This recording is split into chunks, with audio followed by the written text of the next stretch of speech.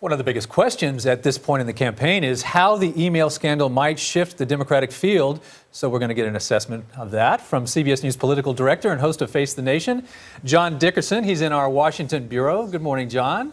Good morning. All right, so these emails are dominating the conversation. Is Democratic leadership concerned about them? Well, they're concerned to the extent that this is going to dog Hillary Clinton for the next several months, and so they're watching the ways in which she tries to handle the question. She still has, though, a pretty strong organization, and there's often this kind of indigestion that hits in the summer before the fall. So there is definitely worry, but there's not yet panic. So let's talk about Bernie Sanders, because in many polls he's surging, but I would argue some of the polls he's surging in, it's kind of expected. We would have expected him to do well in some of the places he's doing well. Do you think he's a real threat to her?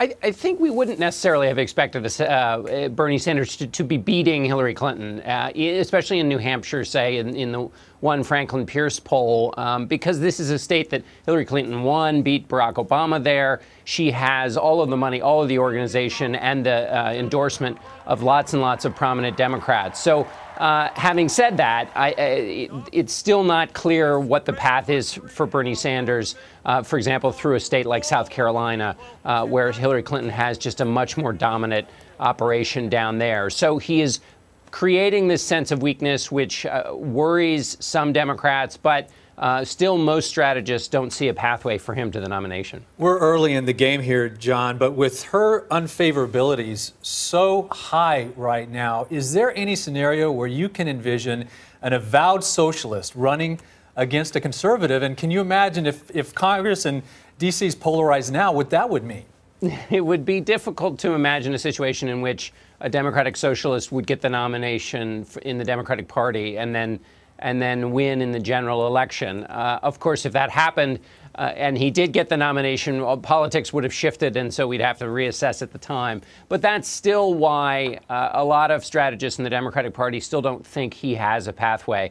Bernie Sanders has a very vocal, passionate following. He's tapped into something that is important and real on the left and should not be sort of sniffed at by any elites in Washington. But it still is not clear how he puts together an operation, especially since the Clinton team, for all of the complexities of life for them right now and the trouble with this email story, there is a lot that they've done to create a political operation that can sustain her candidacy. There's been talk about Joe Biden. Do you think that that's a realistic option?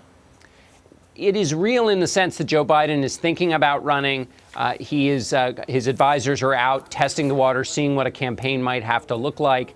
There are significant hurdles, though, for him to making a successful campaign. There's not really an ideological difference with Hillary Clinton with him. He's not of a new generation. He is, of course, of a new gender, or a different gender, I should say. But a lot of Democrats think that Hillary Clinton would benefit from being a woman in the general election. So there is definitely thought going on. Whether he runs or not is still up to him. John, I imagine these are going to be all the topics you're going to tackle on Face the Nation tomorrow. That's right. We'll kick all of this around. We're also going to talk to John Kasich on the Republican side. He's having a lot of buzz coming out of that debate. Lindsey Graham, another Republican another Republican candidate out there, is going to be on the show. And Martin O'Malley, one of the Democrats, will be talking to him as well. John Dickerson in Washington this morning. Thank you so much.